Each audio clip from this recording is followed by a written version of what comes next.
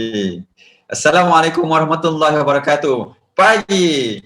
Okey, saya ucapkan terima kasih kepada Tuan Pengerusi Majlis kerana menjemput saya pada hari ini untuk saya berkongsi dengan anda semua. Okey, anda semua terutama saya tengok kat sini audiens ramai yang lelaki dekat sini. Okey, saya yakin anda datang ke program pada hari ini untuk anda tahu macam mana sebagai seorang yang berkejaya ataupun seorang yang sudah berhenti kerja disebabkan fasa pandemik ini, okay, macam mana untuk memulakan langkah-langkah sebagai seorang usahawan. Jadi saya akan berkongsi dengan anda pada hari ini insya-Allah. Jadi saya ucapkan selamat datang pada anda. Anda apa khabar? Sihat? Okey, saya harap semua sihat-sihat belaka dan semua dah terbuka minda untuk saya berkongsi dengan anda. Okey, jadi saya nak share beberapa perkara dekat sini. Okay. Saya boleh panggil saya Pak Nin dan saya berasal dari Shah Alam. Okay, dan Alhamdulillah saya dah berkecimpung dalam dunia usahawan ini. Alhamdulillah tahun ini masuk tahun yang ke-8 dan saya bukanlah memulakan bisnes ini sebagai seorang yang ada pengalaman, tapi saya bermula dari kosong. Sebelum saya mulakan bisnes ini, saya adalah seorang yang berkejaya dalam bidang telekomunikasi. Dan ada satu fasa yang membuatkan saya terpaksa berhenti dan saya mulakan bisnes bersama isteri saya dalam bidang ini. Dan saya yakin anda semua walaupun anda ada kejaya yang bagus, okay, anda merupakan seorang eksekutif ataupun anda seorang yang menganggur, anda juga boleh memulakan bisnes. Walaupun anda tak ada pengalaman, tapi anda boleh belajar. Kita semua boleh belajar. Dan saya juga belajar dari kosong sampailah ke tahap yang sekarang ini. Jadi saya nak kongsikan statistik. Di masa pandemik, okay, pada 8 Februari 2021, Berita Harian ada keluarkan statistik dari Jabatan Perangkat Malaysia. Okay, statistik ni menunjukkan kenaikan pengangguran adalah sebanyak 4.8%. Kita nampak tak banyak kan, 4.8% saja.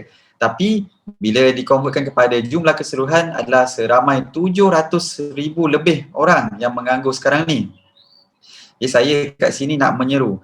Okey, saya faham kita sebagai seorang lelaki, kita sebagai seorang tonggak keluarga kan, kita perlu ada income untuk kita sara keluarga kita.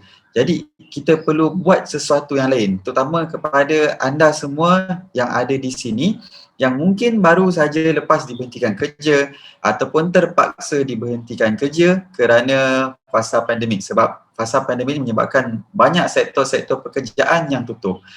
Dekat sini ada peluang yang saya nak share kepada anda, okay, supaya kita sama-sama dapat bina ekonomi keluarga kita, kita dapat bina ekonomi diri dan seterusnya kita menjadi penyumbang kepada ekonomi negara kita insya-Allah. Apa yang saya nak kongsikan dekat sini dengan anda semua? Okay, sebelum tu saya nak tanya, siapa kat sini yang memang ada pengalaman dalam buat bisnes? Okay, ataupun siapa dekat sini yang nak sangat buat bisnes, okay, tapi tak tahu macam mana cara nak mulakan? Mungkin ada kan? Jadi saya nak kongsi dengan anda beberapa tips yang anda boleh gunakan, okay, yang anda boleh ambil, okay, macam mana nak pilih dan nak mulakan suatu bisnes itu supaya anda dapat hasil yang lumayan. Maksud saya hasil yang lumayan ni bukanlah nak kata insyaAllah anda boleh dapat, okay, income yang 4 angka, 5 angka, tetapi kita perlu pilih bisnes yang betul. Sebab ada bisnes yang menawarkan janji bulan dan bintang, tetapi dari segi support system, dari segi produknya tidak memuaskan. Yang pertama sekali, apa yang anda perlu buat, okay, apa yang paling penting adalah satu, dari segi produk. Kita nak memulakan bisnes mestilah ada produk, betul? Okay, tapi produk macam mana yang kita nak pilih? Yang penting sekarang ni kita tidak perlu keluarkan modal dan pilihlah apa sahaja produk yang ada di pasaran. Kita boleh mulakan sebagai seorang dropship ataupun kita boleh mulakan sebagai seorang, maksudnya kita ambil produk orang lain dan kita cuba jual. Okay, yang penting produk yang kita pilih itu produk yang berkualiti dan kemudian produk ini produk yang diluluskan oleh KKM. Kita janganlah ambil produk yang dibuat di belakang rumah yang tidak ada, dari segi kebersihannya tidak terjaga, dari segi kelulusannya tidak ada, sebab kita khawatiri produk yang kita jual, yang maksudnya di-consume oleh customer ataupun digunakan oleh customer kita mendatangkan kesan yang mudarat. Okay. Jadi kualiti produk ini sangat penting. Kita lihatlah dekat luar sana ada beberapa produk skincare yang akhirnya di-ban oleh KKM disebabkan kandungan merkuri yang sangat tinggi. Kenapa mula-mula kenapa mula-mula kita tak tahu ada kandungan merkuri?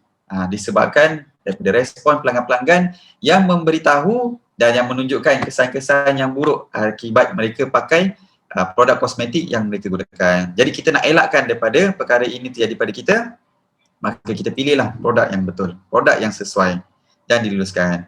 Okey, yang keduanya kita kenalah pilih bisnes yang mempunyai team support yang sangat bagus. Team support ni bermaksud kita pilih sama ada dari segi management ataupun dari segi customer service, support kita untuk buat bisnes. Sebab kita tak nak bila kita sudah join sesuatu bisnes, kita nak mulakan bisnes tetapi tak ada support. Sebab sesetengah bisnes memerlukan kita keluarkan modal. Dan ada juga bisnes yang tak perlu keluarkan modal langsung. Terpulang pada kita yang mana yang penting sekiranya kita keluarkan modal, pastikan pihak company dan pihak HQ memberikan support yang baik. Sebab kita nak buat bisnes dan kita perlukan sokongan. Lebih-lebih lagi pada anda yang baru nak mulakan bisnes ini. Sekiranya anda tidak mendapat support yang secukupnya, kemungkinan sekiranya anda menghadapi suatu isu ataupun sesuatu kemusykilan, anda tidak akan dapat penjelasan yang betul dan kemungkinan anda akan ditinggalkan begitu saja. Ini yang terjadi kepada ramai usahawan yang dekat luar sana yang baru nak berkecimpung dalam bisnes, ditinggalkan begitu saja selepas keluarkan modal yang banyak dan kemungkinan bisnes yang dijalan itu scam. Okey, cuma masuk penutup. Penutup. Okey, jadi itu adalah 2 tips yang saya ingin kongsikan kepada anda. Jadi saya harap anda semua dapat pilih bisnes yang betul supaya anda dapat jalankan aktiviti dengan tenang dan gembira dan dapat hasil yang lumayan, insya-Allah. Okey, sekian saja dari saya. Assalamualaikum warahmatullahi wabarakatuh. Okey, satu tepukan. Memang ucapan 5 minit ke 10 minit ni dia mencabar. Sebab apa? Dalam konteks sebenar biasanya ucapan lebih panjang. Untuk itu sebab itu kita pilih tajuk yang telah dikecilkan skopnya. Dan salah satu kaedah ialah menggunakan kuasa 3 tersebut. Hari ini saya nak berkongsi 3 tips memulakan perniagaan bagi kaum lelaki berkarya. Lepas tu terus masuk. Sebab kalau kita tak beritahu angka tersebut, mungkin kita banyak benda dalam fikiran kita. Ini adalah satu kaedah funnel ataupun tapisan. Daripada banyak-banyak yang kita nak kongsi, terus kita beritahu, okey, ada 3 benda utama. Jadi ada kongsi 1, huraikan lebih sikit, yang 2 pun hurai, 3 hurai. Bila masuk ke penggulungan tu terus anda ringkaskan dia. Poin pertama saya sini. Poin kedua sini. Poin ketiga, nampak tak? Sebab dia masa tu tak banyak kalau anda diberi masa 5 ke 10 minit. Ucapan yang bagus. Permainan suara saya rasa anda boleh perkemaskan lagi. Dari segi ada tempat-tempat yang mungkin anda boleh mungkin anda boleh tekankan. Yang pertama sekali, yang pertama tu anda tinggal. Yang pertama sekali apa? Dan sekarang kita pergi poin yang kedua. Nampak, anda boleh tekankan. Kalau tidak dia akan memang jelas tapi dia mendatang. Jelas tu jelas tapi dia nak ada tempat tinggi, ada tempat rendah tu. Permainan tu kena boleh dipertingkat lagi. Okey, apa pun syabas kepada Pak Nel. Terasa macam sekejap sangat. Itulah memang. Dia kalau itu tajuk yang kita seronok, yang kita tahu memang dia akan panjang lah. Itu yang kena kita tengok, yang ni mungkin tak perlu, yang ni perlu, kita ambil parti dia je. Masa tak cukup. Kalau ada latihan sehari itu mungkin kita boleh panjangkan lagi lebih. Okey, terima kasih Pak Nel. Siapa seterusnya?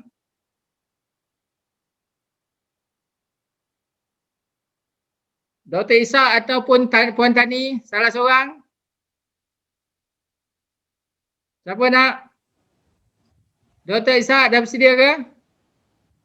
Okey, insya-Allah. Okey, Dr. Ishak ni, bagaimana mengenal dan mengawal gugup? Menarik ni. Okey, silakan. Assalamualaikum warahmatullahi wabarakatuh. Para hadirin sekalian, Terima kasih di atas kehadiran tuan-tuan dan puan-puan. Terima kasih kepada pihak penganjur kerana memberi ruang dan peluang kepada saya untuk berkongsi berkaitan dengan mengenal dan mengawal gugup. Istilah yang biasa kita dengar, tak kenal maka tak cinta. Dalam konteks ini, tak kenal maka kita tak kuasai. Apabila kita mengenal gugup, barulah kita boleh menguasai gugup itu. Kerana bagi manusia biasa, gugup adalah normal dan gugup adalah baik. Di sini saya ingin berkongsi dengan tuan-tuan dan puan-puan berkaitan dengan apa itu gugup. Gugup ialah satu fenomena yang mana dia berlaku dalam otak. Apabila kita nak berjaya tetapi kejayaan itu tidak pasti, maka otak akan merangsang hormon untuk merembeskan adrenalin. Apabila hormon ini dijana oleh otak, dia akan merembeskan apa? Tenaga dan haba. Oleh itu, apabila seseorang itu gugup, apa yang berlaku? Badan akan berasa panas. Walaupun ketika itu mereka dalam bilik air condition. Kalau tak percaya, apabila tuan-tuan dan puan-puan gugup, maka badan tuan-tuan akan merasa panas. Yang kedua, apa yang berlaku lagi? Oleh kerana kelenjar merembeskan hormon adrenalin itu, dia membebaskan tenaga dan haba. Maka apa yang berlaku? Terdapat tenaga berlebihan dalam badan. Sebab itu, tenaga tersebut pula disimpan di otot-otot hujungan yang menyebabkan badan bergetar. Sebab itu apabila orang gugup, kemungkinan badan dia menggeletar, lutut bergetar, bibir bergetar kerana lebihan tenaga dalam badan. Yang ketiga, apabila kita gugup, kita perlukan tenaga kerana hormon adrenalin itu memerlukan oksigen untuk bertindak membebaskan tenaga dan haba.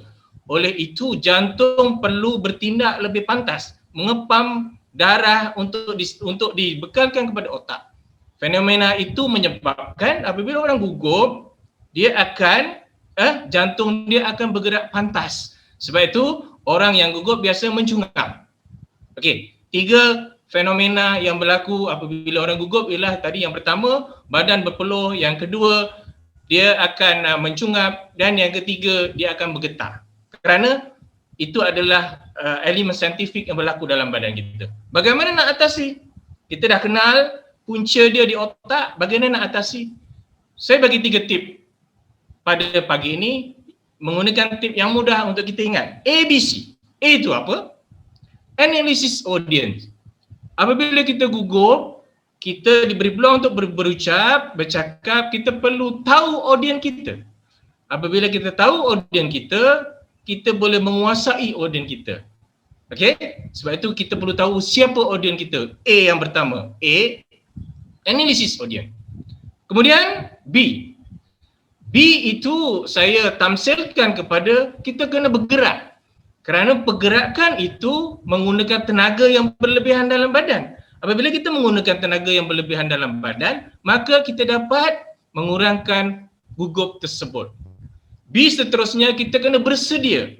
Okey? Kita kena bersedia dengan apa isi bicara kita, cari maklumat-maklumat supaya apabila audien bertanya kepada kita, kita bersedia untuk menjawabnya. Okey? Okey, itu B yang kedua. A, B, C. C, kita cari audien yang mesra. Apabila kita masuk dalam gelanggang, kita tengok audien yang senyum, kita pandang dia dulu. Kita cari audien yang mesra sebelum memulakan bicara. Itu satu teknik bagaimana kita nak kurangkan perasaan gugup kita. Dan D, saya tambung satu lagi, doa. Apabila kita nak mulakan bicara, kita kenalah baca doa dulu. Biasanya baca doa, Rabbi shrah li sadri wa yassir li amri wahlul 'uqdatam min lisani yafqahu qawli. Okey, sebelum saya tutup, saya rumuskan bahawa gugup berlaku di otak dan mengakibatkan badan gemetar, berpeluh dan kita mencungap kerana oksigen diperlukan. Dan tip yang saya bagi untuk mengawal gugup ABCD tadi, analisis audien, bergerak, bersedia, cari audien yang mesra dan doa. Sekian, wabillahi taufiq wal hidayah. Wassalamualaikum warahmatullahi wabarakatuh. Terima kasih. Okey, satu tepukan. Okey. Nampaknya isi yang padat. Okey, bagaimana kita nak meningkatkan lagi? Saya rasa memang ucapan tu bagus, jelas, dia sebutir-sebutir dia punya point dia. Mungkin untuk meningkatkan lagi ucapan tersebut, mungkin boleh gunakan teknik akronim. Tadi, okey, untuk meningkatkan ucapan boleh gunakan teknik akronim. Tadi kongsi A, B, C, D. Mungkin boleh gunakan AST ke? A itu ialah huruf pertama daripada ayat untuk poin pertama. Gunakan teknik akronim. Salah satu benda yang kita menjadikan ucapan kita lebih mantap ialah ucapan kita orang boleh ingat lama. Salah satu kaedah ialah kaedah akronim. Dan juga dari segi kelajuan tersebut, boleh ditambah tempat-tempat di mana kan tadi kita kata tempat kita nak tinggikan suara, rendahkan suara dan ada tempat kita berhenti. Kita berhenti seketika, lepas tu kita sambung balik. Super macam kita tengok filem lah, dia tiba-tiba dia suspend dia terhenti, lepas tu dia sambung balik, berhenti, tengok senyum audience, lepas tu sambung. Itu antara kaedah-kaedah untuk kita menjadikan ucapan kita lebih mudah diingati. Dia tukar rhythm dia sikit, okey. Okey, kemudian Puan Tani pula. Puan Tani dah bersedia? Okey, ini berkenaan dengan pengucapan awam juga. Tips untuk menjadi pengucap yang hebat. Okey, Puan Tani. Puan Tani dah bersedia?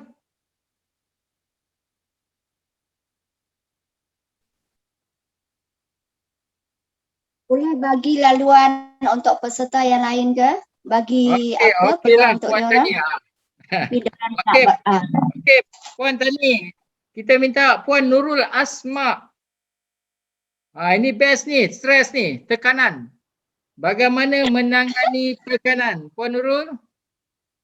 Dah bersedia? Dah bersedia? Okey, kalau lama sangat nanti orang lain stres ni. Okey, bagaimana menangani stres? Puan Nurul dah bersedia?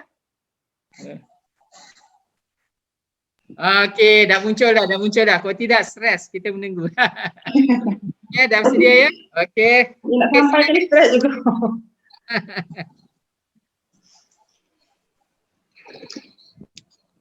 Tak, bateri nak mati dah. Oh ya, okey. Okey. Assalamualaikum warahmatullahi wabarakatuh. Alhamdulillah, bersyukur kita kepada Ilahi kerana dengan limpah kurnianya kita dapat bersama-sama dalam program kita pada hari ini. Terutama dulu saya ingin mengucapkan ribuan terima kasih kepada pihak menganjur kerana sudi menjemput saya ke majlis hari ini bersama dengan anda, tuan-tuan dan puan-puan semua. Okey, topik kita pada hari ini adalah berkaitan dengan stres. Sebenarnya apa itu stres? Okey. Siapa kat sini yang tak pernah rasa stres? Ada ke? Ada ke manusia yang tak pernah mengalami stres? Sama ada stres itu tinggi ataupun rendah. Okey, kita faham dulu sebenarnya apa itu maksud stres. Stres adalah desakan ataupun tekanan yang dihadapi oleh individu berikutan peristiwa yang berlaku pada mereka ataupun apa jua keadaan atau situasi yang mengancam atau dianggap mengganggu keadaan diri seorang. Sebenarnya stres ni dia ada dua. Ada stres yang bagus dan ada stres yang tidak bagus. Yang bagus tu memang bagus lah. Maksudnya dia boleh push kita ke arah yang kita yang lebih bagus, yang lebih baik. Dan ada stres yang tidak bagus, yang memberikan kesan yang tidak bagus pada diri kita lah. Okey, saya akan bagi tahu, berkongsi sedikit apa saya rasa tuan-tuan dan puan-puan pun dah tahu sebenarnya apakah punca ataupun faktor yang menyebabkan kita stres. Yang pertama adalah berkaitan dengan kewangan. Kalau banyak duit tak apa, kita tak stres, kita bahagia, betul tak? Betul tak? Kalau duit banyak kita bahagia, tetapi kalau tak ada duit, apa yang menyebabkan kita stres? Kalau kita tak ada duit, kita akan rasa stres, betul tak? Nak makan, nak minum, nak bagi duit ke anak bini, tak ada duit, itu yang menyebabkan kita rasa stres. Ada juga stres disebabkan oleh pekerjaan. Maksudnya kita bekerja. Mungkin stres tu datang dalam pelbagai situasi. Mungkin bos nak suruh kita hantar kerja dengan cepat. Mungkin bos bagi tekanan. Mungkin kerja yang bertimbun-timbun. Itu yang menyebabkan kita stres. Ataupun dalam perhubungan. Mungkin perhubungan antara suami isteri, mungkin anak-anak. Ataupun persekitaran kita, mungkin jiran kita, mungkin kita nak pergi kerja dengan jam dan sebagainya. Itu saya kongsi sedikit lah faktor yang menyebabkan kita stres. Dan kita dengar satu cerita itu berita yang menggemparkan kita yang mana ada kes sehingga suami boleh bunuh isteri dengan cara yang begitu kejam lah. Tembak isteri dan tanam isteri dalam tanah. Itu mungkin kita tak tahu apa punca sebenarnya menyebabkan suami itu sampai sanggup bunuh isteri dia, tetapi mungkin salah satunya adalah disebabkan oleh stres. Okey, jadi sebab itu kita perlu mengatasi ataupun kita perlu tahu cara macam mana kita nak menghilangkan stres, sebab kesan stres terhadap kita adalah sangat buruk lah. Antaranya kita akan jadi mudah lupa, kita boleh jadi insomnia, kita boleh jadi sakit kepala, sakit jantung pun boleh, emosi kita tidak stabil dan sebagainya. Dan saya ingin kongsikan dengan anda macam mana cara untuk kita menghilangkan stres. Okey, salah satunya yang kita perlu bertenang. Kita perlu relax, kita perlu bertenang. Kalau kita dalam keadaan yang bercelaru, emosi kita tidak stabil, kita dalam cacah marba, memang kita tak boleh untuk berfikir dengan baik. Sebab itu kita kena bertenang. Cari tempat yang bagus, yang selesa untuk kita riliskan diri kita. Seterusnya kita boleh dengan cara tarik nafas, kira 4 kali, tahan nafas, kira sampai 5, lepas tu hembus. Buat 2-3 kali supaya oksigen dapat masuk ke otak kita dan kita dapat berfikir dengan baik. Seterusnya apa cara kita boleh beribadatlah, sembahyang, baca Quran, tahajud, sembahyang sunat dan sebagainya lah. Dan kita boleh mencari seseorang untuk bercakap dengan kita. Seseorang yang kita percaya, yang kita boleh luahkan sesuatu kepada mereka. Kita tak bolehlah kongsi hal pribadi kita dengan seseorang yang kita orang kata tak boleh dipercaya. Takut apa yang kita kongsikan itu mereka akan kongsikan kepada orang lain. Jadi kita kena cari orang yang boleh dipercayai untuk kita berkongsi masalah dengan mereka. Seterusnya kita boleh beriadah. Contohnya buat aktiviti yang anda suka, berkelah ke, mendaki bukit ke, berenang ke, apa lagi yang anda suka buat, bersukan ke, apa-apa saja aktiviti yang boleh meredakan stres anda. Seterusnya anda boleh bersenam. Bersenam, apa aktiviti anda suka buatlah, bermain badminton ke, bermain bola ke, bermain tenis ke, apa-apa saja aktiviti sukan yang boleh beri ketenangan kepada anda. Seterusnya anda juga boleh buat sedikit urutan, sebab kadang kita stres ni urat-urat kita tegang. Bila kita berurut, contohnya urut bahu, urut kepala, urut kaki ke, dia boleh meredakan tekanan yang kita hadapi. Alamak, Betty nak mati. Okey, seterusnya penutup. Jadi untuk mereka-mereka yang merasa diri mereka ni stres ni, bolehlah buat cara tersebut. Pilih cara yang anda rasa anda boleh mengurangkan stres anda. Kita perlu cari kaedah yang sesuai untuk diri kita supaya kita boleh berada dalam keadaan yang happy. Oh, hilang agaknya baterinya dah habis. Baterinya dah habis. Okey, tak apa, kita tunggu sementara Puan Nurul masuk balik. Okey, sedikit apa yang saya boleh kongsi, 5 minit sebenarnya masa yang agak sangat singkat. Kalau perkongsian memang benda yang kita seronok bercerita, memang tak cukup 5 minit. Salah satu caranya macam tadi, dia berkongsi banyak, lebih daripada 5 kot tipsnya. Salah satu cara untuk mengecilkan skop ialah kasih 3 saja. Andaikan bahawa anda punya ucapan tersebut ada beberapa bahagian dan pada masa ini anda nak berkongsi part yang pertama saja 3 tips. Mungkin anda ada 10 tips, mungkin ada 20 tips, tapi untuk ucapan ni anda nak kongsi 3 tips je. Jadi anda boleh huraian lebih sikit. Lagi satu, kalau kita berkongsi banyak sangat, mungkin orang tak dapat nak hadam semua. Biar sedikit tapi lebih perkongsian yang lebih mantap daripada banyak. Kalau banyak asyik kasih tips, jadi orang tak boleh ingat. Dia sedikit tapi dia ada impact. Dan 3 itu adalah angka yang cukup telah diuji, telah dikaji. Dia kata 3 ialah angka magic dia. Okey, Puan Tani dah bersedia Puan Tani? Sekejap Okey. saya ada tugas. Oh ya ke? Macam mana nak panggil siapa? Okey, kalau situ kita beri ruang sikit kat Puan Tani. Encik Zaidi. Peranan keluarga Encik Zaidi. Menarik ni. Peranan keluarga Encik Zaidi. Okey. Okey. Bismillahirrahmanirrahim. Assalamualaikum dan salam sejahtera kepada tuan pengerusi majlis yang dihormati, tuan-tuan dan puan-puan yang dikasihi sekalian. Sebelum saya meneruskan ucapan saya rasa marilah kita berkenalan dahulu. Nama saya, kerana orang tua kata tak kenal maka tak cinta. Jadi nama saya Muhammad Zaidi bin Huzali atau boleh dipanggil Ayah Di. Kalau di kampung orang panggil saya Ayah Di. Kalau mana yang anak dara tu nak panggil saya abang pun saya lagi suka. Saya mempunyai 3 orang anak, dah berkahwin. Saya berasal daripada Kuala Lumpur. Saya di sini akan menyampaikan ucapan yang bertajuk peranan keluarga dalam menangani masalah remaja.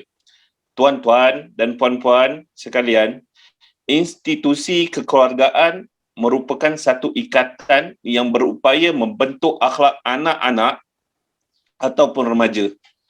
Goyahnya institusi ini, maka kucar kacirlah kehidupan dan menyumbang kepada kerosakan akhlak, terutamanya anak-anak remaja.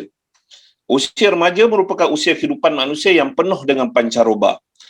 Adalah menjadi cabaran kepada setiap keluarga untuk mengemudi zaman usia ini supaya tidak tersasar atau tersalah pilih jalan sehingga terjerumus ke lembah kebinasaan. Di zaman serba moden ini, remaja atau anak-anak kita sering terdedah kepada gejala-gejala negatif, antaranya pergaulan bebas, pengedaran dan penagihan dadah, meragut, mencuri, merompak, minum arak, seks bebas, berjudi dan pelbagai budaya yang ditegah oleh agama dan norma-norma kehidupan manusia biasa. Kebanyakan remaja dan anak-anak yang terjebak dalam gejala negatif ini terdiri daripada mereka yang kurang perhatian atau panduan daripada keluarga mereka atau mereka yang sememangnya mempunyai latar belakang keluarga yang rapuh kerana perceraian ibu bapa, mereka yang terjebak dengan perceraian ibu bapa, mereka yang terjebak dengan gejala negatif ini juga mungkin terdiri daripada keluarga yang senang, kaya ataupun berharta. Mereka tergolong dalam golongan anak-anak yang bermasalah kerana tiada siapa yang memberi perhatian kepada mereka. Ibu bapa yang bekerja, sibuk bekerja dan terlalu memberi kebebasan kepada anak-anak mereka. Tuan-tuan, puan-puan, cuba kita renung sejenak. Di manakah anak-anak kita sekarang ini berada? Di manakah anak remaja kita ketika ini, tuan-tuan? Seandainya mereka sukar untuk dikesan atau kita tidak mengetahui dengan siapa mereka berkawan, seandainya disko atau kelab malam destinasi mereka, melepak hobi mereka, sebenarnya kita juga merupakan orang yang gagal dalam mendidik dan membimbing mereka. Dalam menangani masalah gejala sosial atau permasalahan anak-anak, keluargalah yang memainkan peranan atau orang yang berupaya memanipulasikan mereka berpandukan acuan agama kita. Budaya kita dan cara hidup kita terdedah kepada media tanpa sempadan, terbolos oleh budaya songsang perlu ditangani bersama oleh institusi keluarga. Keruntuhan institusi keluarga menjadi punca utama mereka. Permasalahan anak-anak, ibu bapa juga perlu mendalami permasalahan anak-anak. Ibu bapa juga perlu mendalami ilmu untuk mendidik anak-anak. Ini kerana akhlak mereka bukan senang hendak dibentuk. Kalau boleh, bentuklah mereka sejak kecil lagi. Bak kata pepatah, melentur buluh biarlah dari rebungnya. Anak-anak tidak boleh terlalu dikongkong kerana mungkin mereka akan memberontak. Apabila memberontak, mereka akan bertindak di luar pemikiran. Contohnya, seperti lari dari rumah, membunuh diri, mencuri dan sebagainya. Kita bukan lagi di zaman dahulu seusia dengan nenek moyang kita. Dahulu anak-anaknya lain, berbeza, berbudi bahasa, hormat orang tua dan pandai menjaga maruah diri. Sebaliknya anak-anak sekarang memperlakukan diri mereka seperti sampah, hina dan jijik. Okey, Tuan-tuan, puan-puan, ibu-ibu dan ayah-ayah, sama-samalah. Nak tutup dah. Sama-samalah kita mencari jalan penyelesaian ke atas permasalahan anak-anak zaman sekarang. Suka saya ingatkan kembali bagaimana kita dapat membentuk akhlak anak-anak kita, antaranya yang pertama, memperkasakan institusi kekeluargaan itu sendiri. Yang kedua, bagaimana cara hendak mewujudkan keluarga bahagia. Belajarlah dengan orang yang bijak pandai daripada kita. Yang ketiga, memahami kehendak anak-anak dan memberi panduan dan perhatian kepada mereka mengawal pergaulan, dan yang terakhir, mengawasi ancaman-ancaman negatif terhadap mereka. Sebelum mengakhiri ucapan ini, saya ingin memberi serangkap pantun. Kalau tuan ke Tanjung Pura, jangan lupa singgah di Lubuk Puaka. Bersama kita mencari petua keluarga pembentuk akhlak mulia. Sekian, terima kasih. Okey, satu tepukan. Oh, dahsyat. Encik Zaidi, saya rasa tadi macam apa tu? Macam baca teks lah. Encik Zaidi baca teks. Lebih kurang lah. Kadang nak tambah-tambah sikit. Nampak tak? Bila kita tone tulisan dengan tone percakapan dia berbeza. Sebab itu orang boleh bezakan. Yang cantiknya tengok teks ucapan tu, lepas tu bila sampai nak bercakap tu olah balik kata-kata dia. Sebab ada gaya dia, gaya penulisan, bukan gaya percakapan. Dan kadang-kadang walaupun gaya percakapan kita kena latih, kadang bila keluar daripada mulut dia punya kelancaran dia berbeza. Ada cara santai, ada cara yang agak formal, bagus sekali.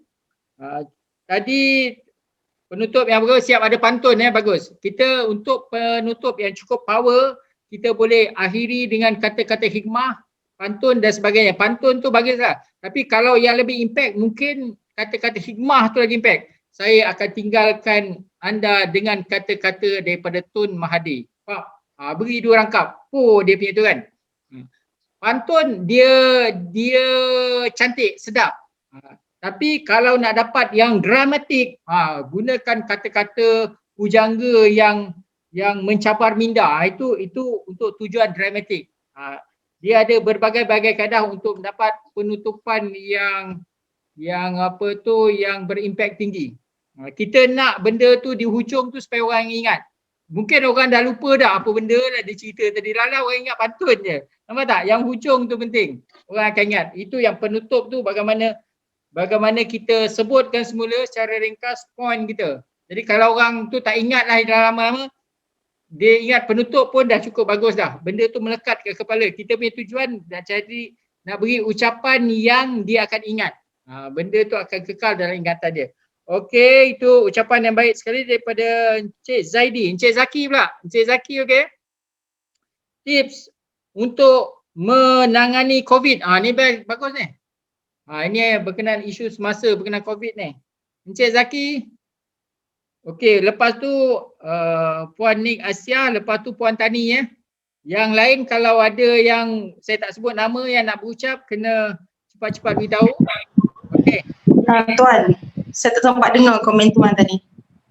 Tadi saya dah komen tapi dia dah record dah apa yang saya komen tadi Yang saya komen tadi, kejap menangani stres. Yang saya komen tadi, kalau boleh kita berkongsi, tak perlu kongsi banyak-banyak.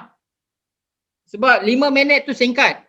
Mungkin puan ada 10 perkara nak kongsi.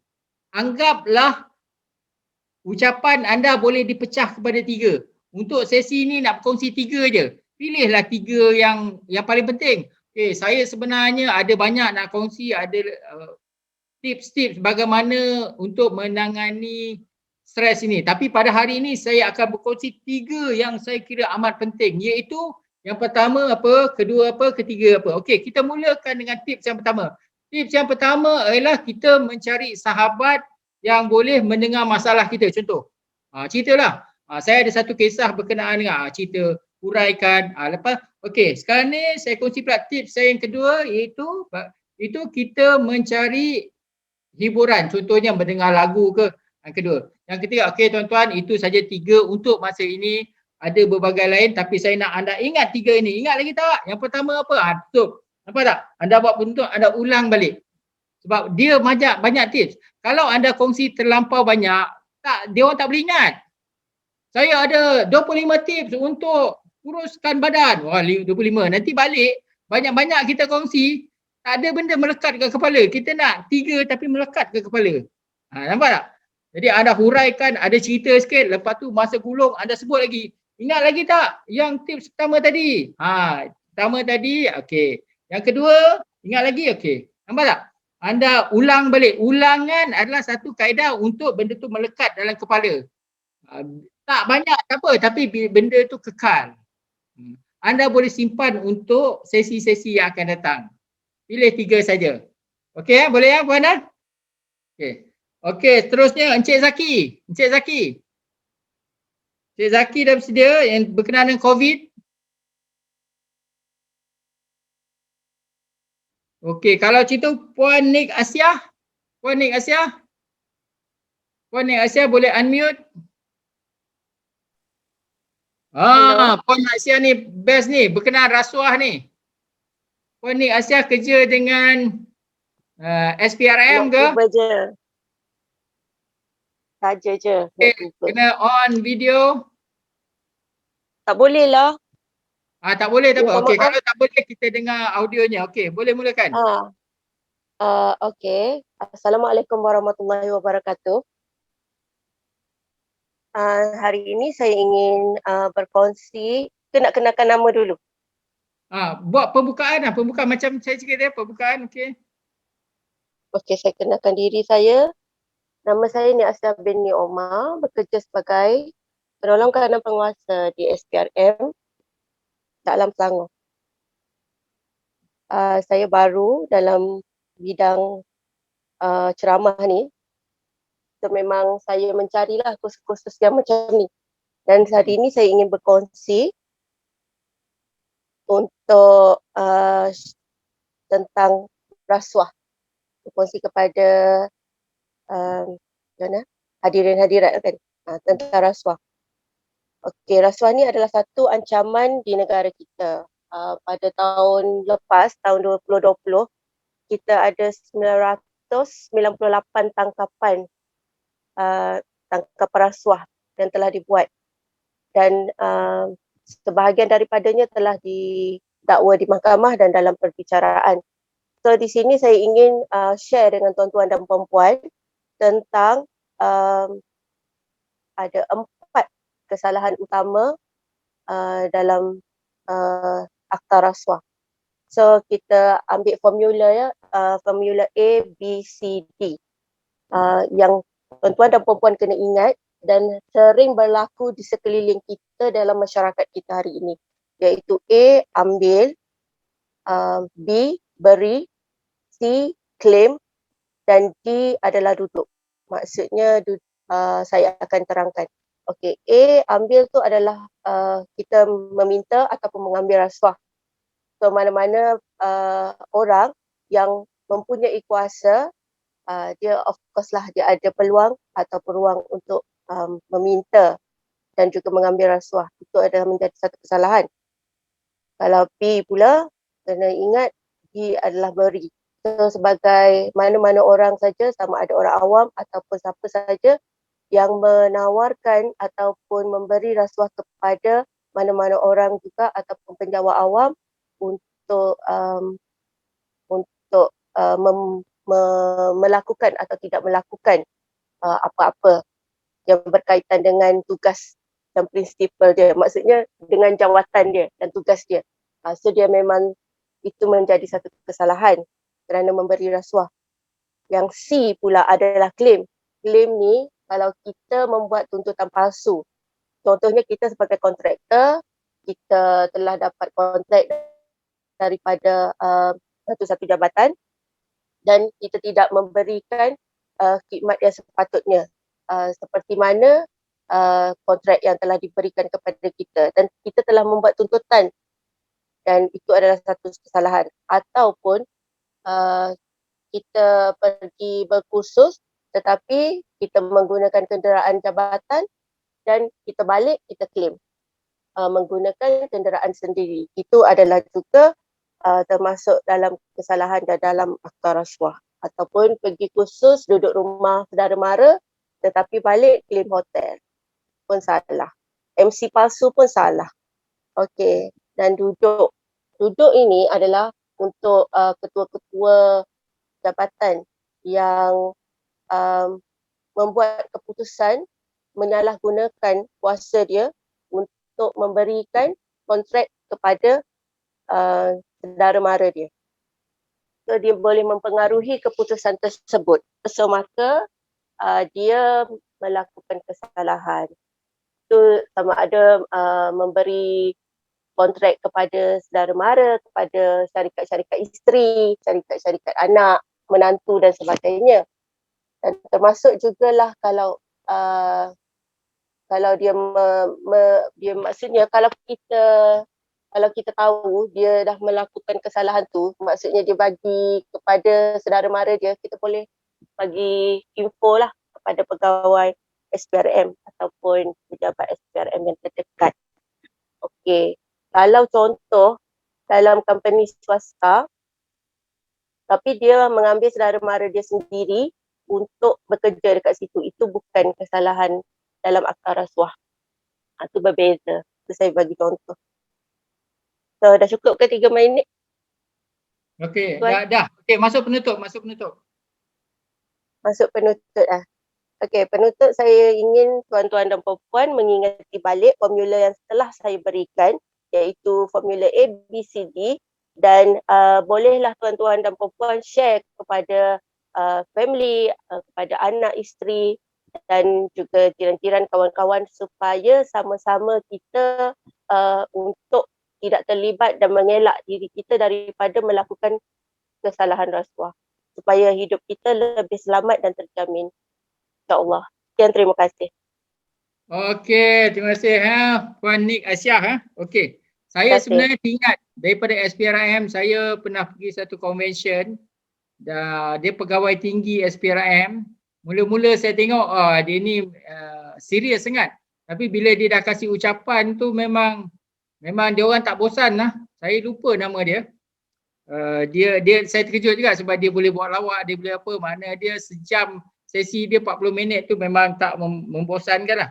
Okay, mungkin 5 minit ni masa yang agak sedikit, tak cukup, dan mungkin boleh dikecilkan skop dia.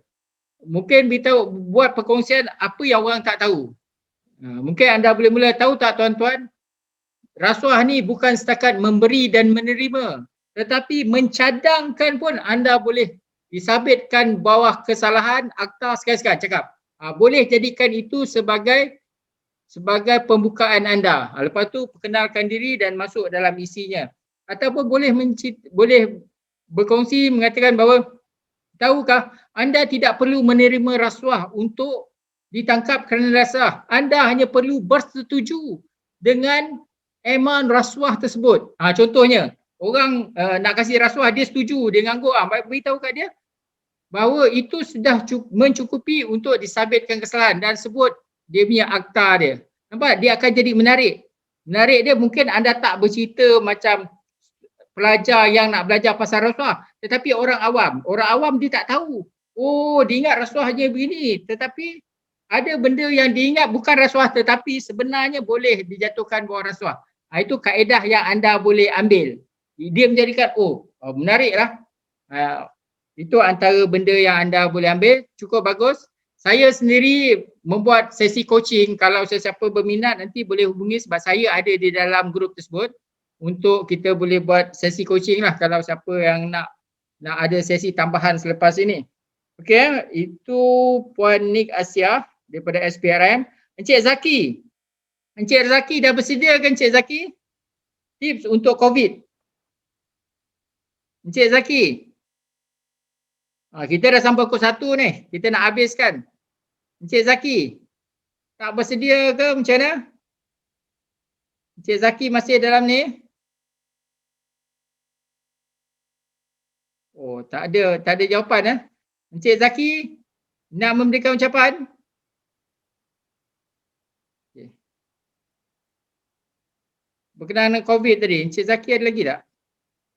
Okey, kalau tak ada, kita siapa nak bucak kena bucak sebelum kita masuk dekat sesi penutup. Kita pun dah sampai ke ujung ni. Okey, Puan Tani Puan Tani. Tips menjadi pengucap yang hebat. Okey, dah setia Puan Tani? 3 minit Ya? 3 minit. Okey. Dapat dengar tak? Lepas 3 minit. Okey. Silakan. Zul ya tersekat-sekat Zul punya line. Okey, tak apa, saya akan teruskan. Selamat sejahtera saya ucapkan kepada teman-teman sekalian. Hari ini saya akan bentangkan bagaimana menjadi seorang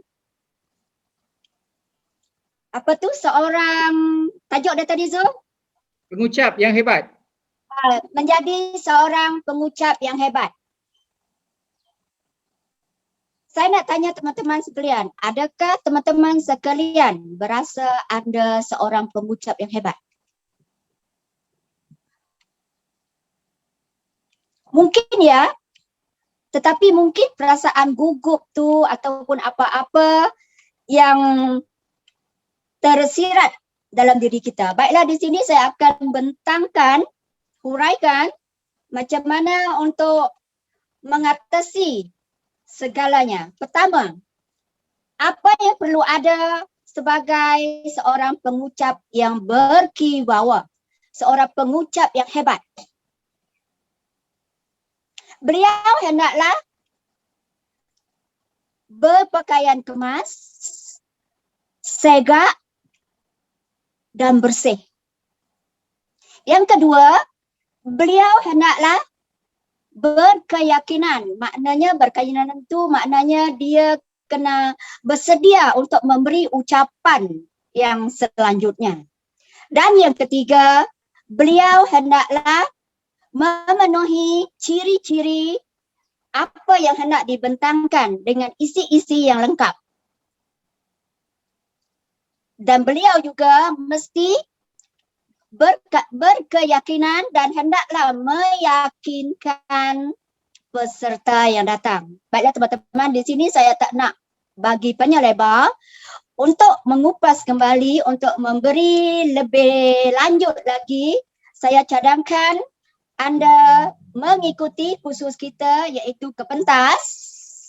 Daripada kelab kepentas ini kita akan diajar daripada A to Z untuk menangani gemuruh, untuk menjadi seorang pemidato yang cekap, untuk menjadi seorang pengacara yang cekap, untuk menjadi seorang trainer yang baik. Jadi saya sarankan mengikuti kursus kita iaitu menjadi ahli kepentas. Jadi kali kepentas ni kita banyak buku dia. Dia ini ada 28 ucapan. Dalam ini kita ada 4 ucapan untuk memberitahu, ucapan untuk menghiburkan, ucapan untuk memujuk dan ucapan untuk mengilhamkan. Ini buku menjelajahi dunia pidato dalam 28 langkah. Lepas tu anda juga akan satu buku lagi, anda bisa berbicara di mana anda akan diberi latihan yang begitu padat dalam pengucapan awam. Dan dari itu juga kita juga boleh menjadi sebagai seorang jurulatih, iaitu buku ini Sentuhan Emas. Jadi Tuan Zulkifli kita adalah teman seperjuangan saya, dan saya juga adalah merupakan seorang pengerusi dekat Johor Bahru. Kalau ada apa-apa yang nak berminat, boleh hubungi saya atau hubungi Zulkifli sendiri. Jadi apa salahnya kita alang-alang dekat sini, kalau tidak pecahkan ruyung, mana akan dapat sagunya. Alang-alang menjelok pekasam, biarlah sampai ke hujung lengan. Alang-alang kita di kelas perjumpaan yang pertama ini, biarlah pertemuan kita ini berpanjangan dan kita akan jumpa kembali. Bye. Okey, terima kasih Puan Tani. Itu dia ucapan promosi ya. Sedikit iklan sikit kepada siapa yang berminat untuk menyertai kelab pidato perdana antarabangsa. Okey, penutupnya bagus sebab ada pepatah alang-alang menyelup perkasan biar sampai ke pangkal leman. Alang-alang belajar, jom sertai kelab kami. Contohlah. Cuma komen sikit Puan Tani, perkataan tu agak panjang, dia nak jadi padu dia kena ringkaskan sikit. Mungkin tu 4 rangkap ke 6 rangkap, jadikan dia pendekkan jadi 2 rangkap, dia jadi padu sikit. Macam saya kata tadi, saranan kena pendek dan jitu. Kata akhir tu pun kena yang ringkas dan dia bercakap dengan intonasi yang padat, padu, dan dia orang kata short and sharp kalau orang putih lah. Cakap okey, ucapan yang bagus. Ada lagi tak? Kalau Puan kena Encik Zaki bersuara, kalau tidak kita akan masuk kepada fasa seterusnya. Setiap benda yang bermula akan ada pengakhirannya. Sayang sekali apabila kita dah rasa seronok, tiba-tiba kita terpaksa berhenti. Begitulah rumlah kehidupan. Bila kita dah seronok, dah kenal dah kan, tiba-tiba masa nak mencemburui kita. Dengan itu insya-Allah saya berharap anda semua dapat mempelajari sesuatu yang dapat dipraktikan. Ilmu ni, orang kata ilmu tu memang sangat bermanfaat, tetapi ilmu yang bermanfaat lah ilmu yang dapat digunakan, dipraktikan. Sebelum itu saya nak bertanya, jika ada sebarang komen ataupun maklum balas, mungkin kalau nak komen saya pun boleh, mungkin ada idea penambahbaikan saya buka. Okey, ada sesiapa nak berkongsi sebelum kita menutup acara kita, menutup majlis kita? Ada orang nak kata okey nak beri komen sikit ataupun memberi idea penambahbaikan. Sebab kita ni ada kekangan masa, inilah yang kita cuba lakukan yang terbaik. Okey, saya persilakan kalau sesiapa nak berkongsi sebelum kita menutup majlis. Ini secara sukarela. Rancangan, ada apa-apa bantahan, bincangkan? Maklum balas, mungkin boleh kasih idea. Maklum balas. Kan latihan yang lebih panjang lagi ke apa ke, tak apa. Kita nak dapatkan sedikit maklum balas. Dipersilakan. Saya buka ruang sebelum kita menutup tirai. Pak Din, dipersilakan Pak Din memberi ulasan. Boleh tak saya cakap? Boleh. Silakan Puan Cik Hafizah. Terima kasih. Assalamualaikum warahmatullahi wabarakatuh. Saya sebenarnya join pengucapan awam ni untuk meningkatkan lagi keyakinan saya. Ya. Satu lagi, saya perasan yang bila umur saya meningkat, kemampuan saya untuk berkata-kata secara confident semakin kurang. Dia lain semasa saya belajar dan semasa saya sekarang ni, saya bila saya bercakap tu, saya lambat untuk menangkap satu perkataan. Maksudnya, saya perlu berfikir lebih lama untuk saya digest perkataan tersebut. Ambil masa lah. Saya rasa kata-kata saya semakin tak lancar sejak saya meningkat usia. Padahal sebelum ni memang saya ada juga belajar ilmu pengucapan awam dan saya juga biasa berada di depan audiens. Tapi lately saya rasa sebab saya dah lama tak berucap di depan khalayak dan saya jadi kehilangan jadi sekarang ni saya nak kembalikan baliklah saya punya bukan talent lah, maksudnya ilmu tu Mengasah Okey. kembali. Itu yang saya nak cakap lah. Sebab dia Okey, tak terima diamalkan. That's why Ya betul, betul. So barang ni dia kena pelajari dan buat. Dia kena banyak praktikal, dia kena banyakkan amali. Sebab pekerjaan sebelum ni tidak memerlukan saya untuk bercakap secara audiensnya berbeza. Jadi dia audiens yang sama dan saya selesa dengan tu, dan betul lah tadi yang kita kena tengok juga audiens yang kita cakap siapa. Itu yang membezakan cara kita berkomunikasi tu. Itu je lah saya nak cakap sebenarnya. Okey. Maknanya yang penting sekarang ni dia kena ada niat. Niat ada, azam ada, dan mungkin cara hidup kita akan mempengaruhi kita. So, kadang-kadang saya pun dulu bila makin berusia, makin jalan pun makin perlahan, cakap pun perlahan, itu yang otak pun berpusing pun perlahan. Ya betul. Tapi sebab itu kita kena masuk dalam situasi yang buatkan kita kena berfikir secara pantas.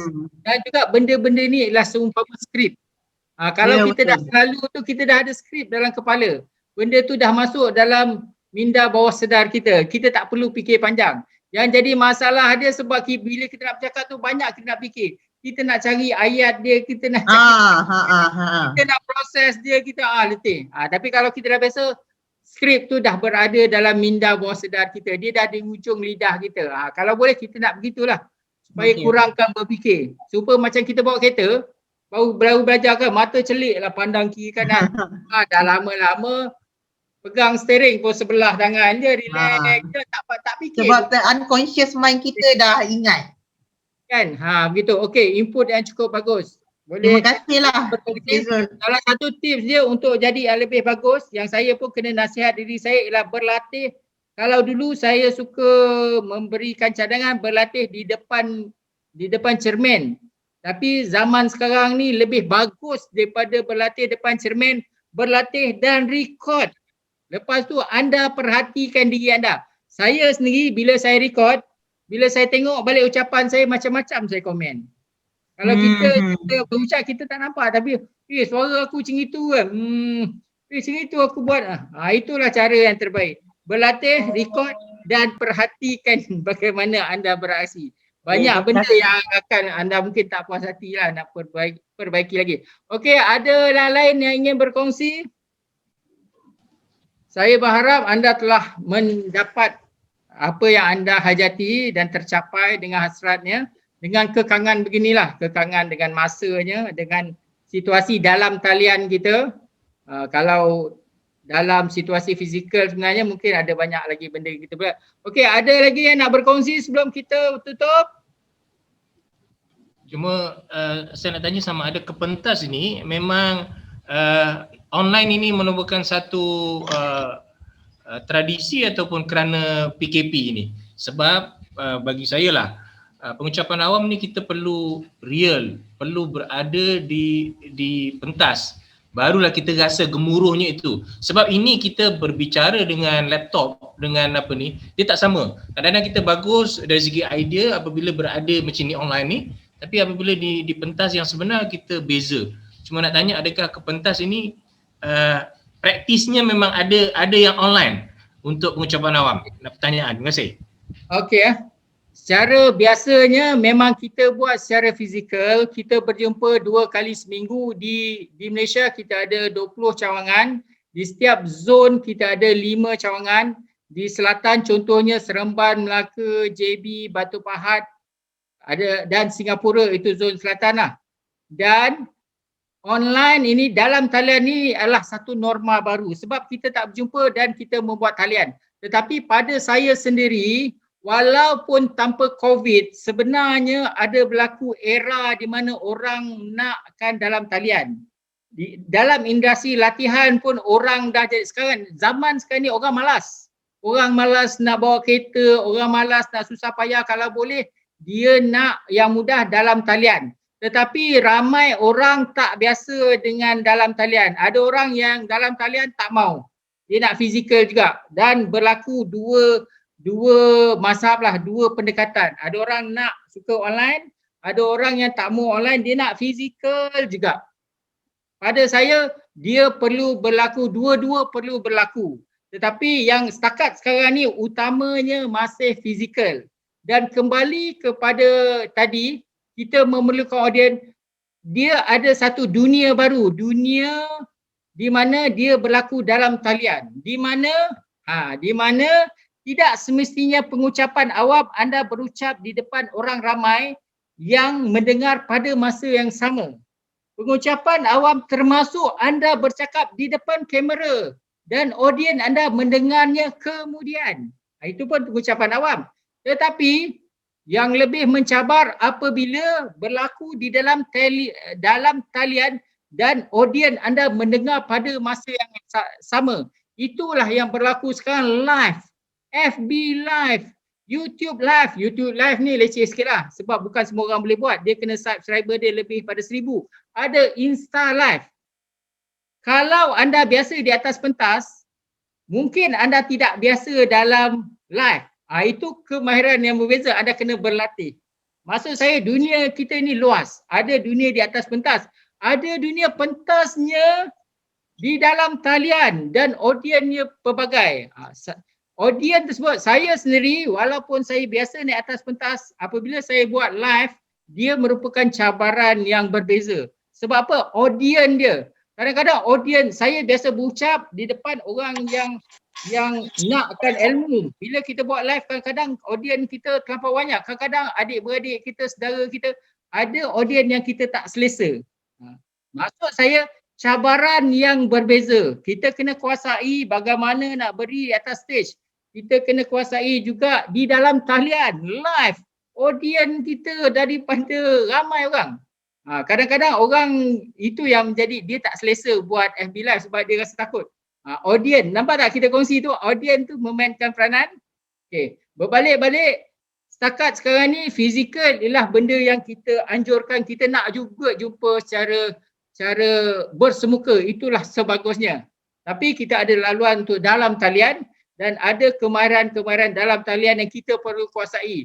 Dan sekarang ni yang banyak kuasai dalam live ni FB sebenarnya ialah anak-anak muda kita ataupun orang yang berniaga. Memang dia orang memang buat live lah.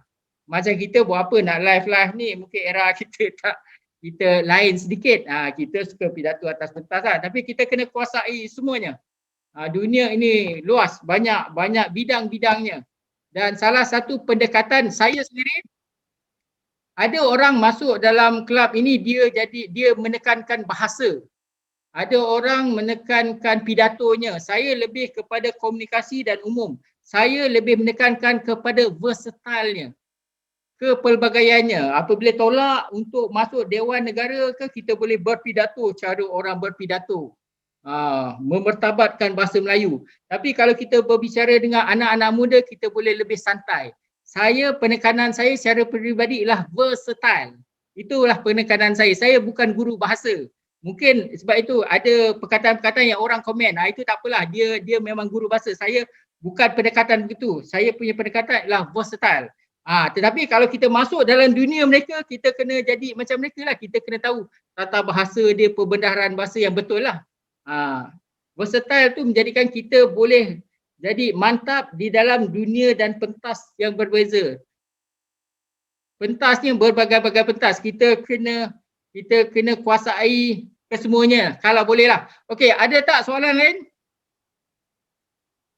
Ada soalan lain sebelum kita menutup tirai kita? Ada soalan? Okey. Kita masih di dalam grup lagi. Nombor saya anda tahu. Kalau ada yang nak berhubung lagi, nak bertanya soalan, insya-Allah saya boleh alu-alukan. Dan ada kesempatan lain kita berjumpa lagi. Saya sendiri kalau boleh nak menjadikan tajuk ini satu tajuk yang saya buat setiap mungkin 2 bulan sekali saya akan ulang. Jadi ada peserta baru, ada peserta lama. Setiap kali kita buat sesi ada benda baru dan latihan-latihan yang pelbagai sebab audiens dia berbeza-beza. Kan? InsyaAllah kalau ada lagi, saya harap ada yang ingin lagi untuk bersama-sama untuk sesi yang akan datang. Kalau ada silap dan salah, saya mohon keampunan. Ada kekurangan ke, ada idea-idea untuk menambah baik lagi sesi kita, saya alu-alukan. Dan saya berharap dapat bertemu dengan anda semua pada masa yang akan datang. Kita nak buat sesi bergambar. Kita setting je sesi bergambar. Anda pun boleh screenshot. Okey. Okey, boleh on video tak? Boleh on video? On semua. On video, on video. Puan Nik Asia, boleh on video? Okey. Yang lain-lain siapa yang mungkin terambil gambar ke boleh share dalam grup nanti. Mungkin saya tak sedar rupanya ada yang dah ambil gambar. Okey. Sini 1, 2, 3. Okey, ini nak masuk saya. Okey, tak boleh minimize . Kalau ada orang lain yang ambil gambar boleh share. Okey, saya nak masuk dekat yang kedua. Oh dia satu skrin saja. Semua masuk Okey. Okey, dengan itu berakhir sudah majlis kita. Saya ucapkan terima kasih kepada yang hadir. InsyaAllah kita berjumpa lagi. Saya sudahi dengan wabillahi taufiq wal hidayah. Wassalamualaikum warahmatullahi wabarakatuh. Sekian, terima kasih. Terima kasih. Terima kasih semua.